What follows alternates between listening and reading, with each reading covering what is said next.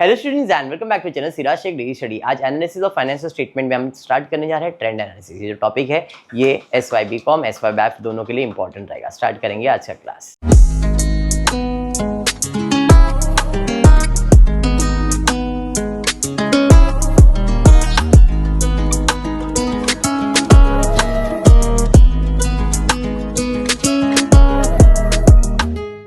Previous class में मैंने आप लोग को vertical balance sheet, vertical profit and loss करवा दिया, हो गया टॉपिक। आज हम स्टार्ट करने जा रहे हैं नया टॉपिक जिसका नाम है ट्रेंड एनालिसिस। ये जो टॉपिक है ये SYB कॉम को आ रहा है, SYBF को भी मेजर सब्जेक्ट है। अगर कोई पूछ रहा है तो अगर आपके कॉलेज में भी चालू नहीं है तो चालू करवा ही देंगे लोग, ठीक है। चलिए स्टार्ट करते, देखते क्या है। क्या किया भाई इसने?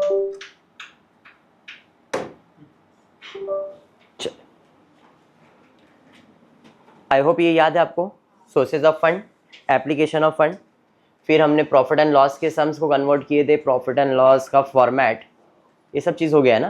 Profit and loss, sales less COGS में opening stock, purchase, direct expense, closing stock, फिर ऑपरेटिंग, ऑफिस, सेलिंग, फाइनेंस, ये सब चीज़ किया हुआ है।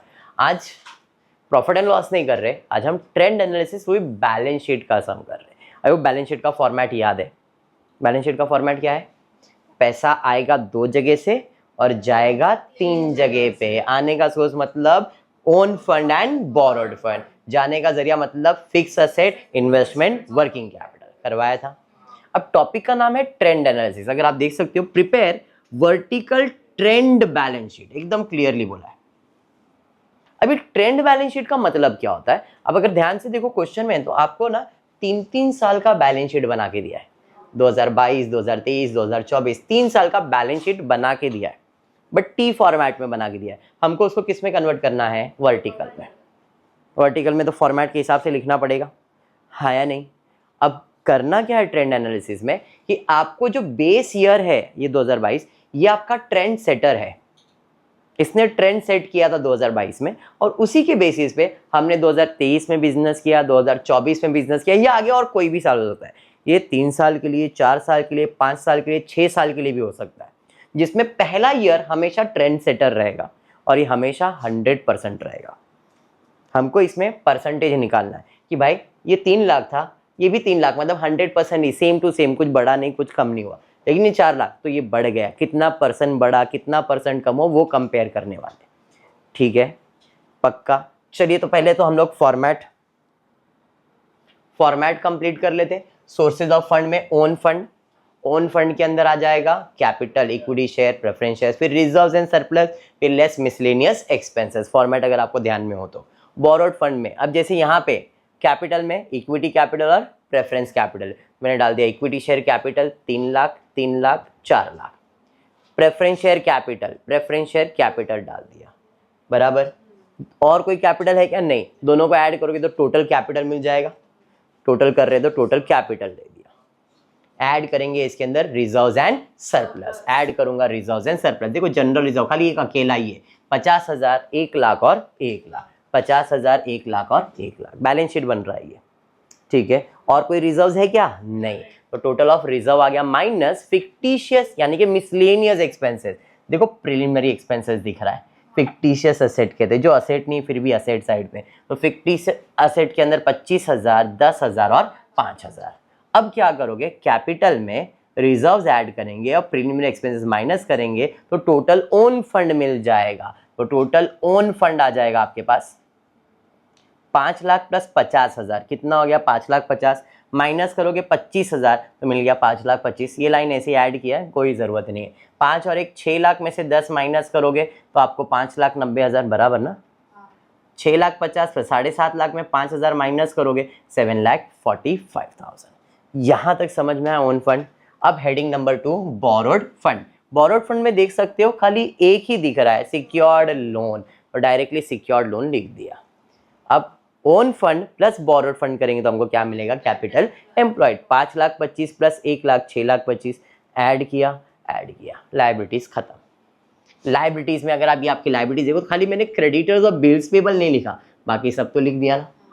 और असेट में से ये चीज इधर आ गया। अब ये दोनों चीज को हम लोग क्या कहते हैं? करंट लायबिलिटीज, वो हम इस बाजू लिखते हैं। क्लियर है? एप्लीकेशन ऑफ फंड, जिसमें सबसे पहला क्या लिखूंगा? Fix asset. फिक्स एसेट दिया है डायरेक्टली 3 लाख, 3 लाख और 4 लाख। फिर इन्वेस्टमेंट वो भी डायरेक्टली दिया हुआ है। उसके बाद वर्किंग कैपिटल, वर्किंग कैपिटल मतलब current asset minus current liability. तो पहले करंट असेट में debtor, stock, advance, cash, bank, ये सब मेरा करंट असेट है। तो यहाँ पे करंट असेट के अंदर डेटर्स का अमाउंट डाल दिया, स्टॉक का अमाउंट डाल दिया, कैश का अमाउंट डाल दिया, सब चीज लिख दिया है। क्विक नॉन क्विक ऐसा आपको करने की जरूरत नहीं है। क्विक असेट और नॉन क्विक असेट मैंने ऑलरेडी आपको बताया। एडवांस भी आपका नॉन क्विक में ही जाता है, स्टॉक भी आपका नॉन क्विक में जाता है। आप हेडिंग मत डालना, आप डायरेक्टली एक साथ लिख देना, टोटल करंट असेट कर दिया। समझा? ये समझा? करंट लायबिलिटीज में दो चीज़ है, क्रेडिटर्स और बिल्स पेबल।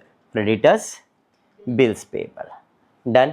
टोटल करेंगे तो टोटल करंट लायबिलिटीज। अब करंट असेट में माइनस करूंगा करंट लायबिलिटीज तो मिलेगा वर्किंग कैपिटल। इसमें ये माइनस, इसमें ये माइनस, इसमें ये माइनस।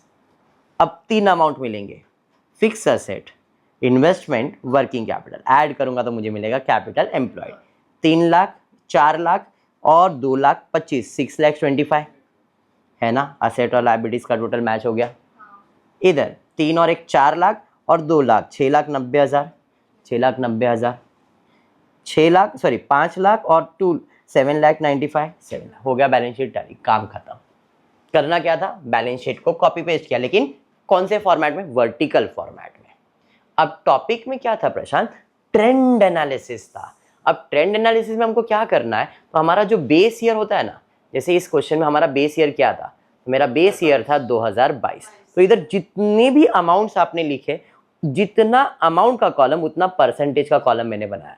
अब ध्यान दोगे तो उसमें पहले ईयर में 2022 में सब 100% लिख देने का। जितने भी फर्स्ट ईयर के वैल्यूज है सब में कितना लिखने का, 100 100 100, सब 100 रहेगा। सब कितना रहेगा, 100%। अब 3 लाख अगर 100% है तो ये 3 लाख कितना है, सेम ही रहेगा। तो ये भी कितना आ जाएगा, 100। लेकिन अगर 3 लाख 100% है तो 4 लाख कितना, इसके लिए हम लोग क्या करेंगे, क्रॉस मल्टीप्लाई करेंगे। तो आपको कैलकुलेटर लेना है। 3 लाख बेस ईयर में कितना है, 3 लाख है, तो यहाँ पे 3 लाख बेस ईयर का 100% है, तो 4 लाख कितना परसेंट, 100 से ज्यादा ही आएगा जहां तक मुझे लग रहा है, हाँ या नहीं। 3 लाख से ज्यादा हो गया ना ये, तो करो कितना आ रहा है, 133.33। खत्म हो गया। इसी को कहते हैं ट्रेंड एनालिसिस। तो ट्रेंड एनालिसिस में जो ये अमाउंट होता है ये हमेशा कितना परसेंट होगा, और उसके बेसिस पे इधर कितना ये परसेंटेज निकालते हैं, उसको ट्रेंड एनालिसिस कहते हैं। तो ट्रेंड में बेस ईयर का 100 लेना है, और ये 2 लाख अगर 100 तो इधर भी 2 लाख है तो वो भी 100 ही रहेगा। ये 2.5 लाख कितना, क्रॉस मल्टीप्लाई करोगे कैसे, तो 2.5 lakh into 100 divide by base year का अमाउंट। तो 2.5 lakh into 100 divide by 2 lakh करो, कितना आ रहा है, 125। समझ में आया। फिर से 5 लाख 100% हो जाएगा, तो उधर भी 5 लाख है तो 100 ही है, तो 6.5 लाख कितना परसेंट हो गया, तो डायरेक्टली आप इंक्रीज करोगे, 6.5 lakh into 100 divide by 5 lakh, 130%। समझ में आ गया। जितना अमाउंट है सबका निकालेंगे भाई। इधर है 50,000, कितना परसेंट, 100, तो 1 लाख उसका डबल हो गया 200, और 1 लाख वापस से 200 ही रहेगा। समझा ना, पक्का समझ रहा है, हाँ चलिए ठीक है। नेक्स्ट,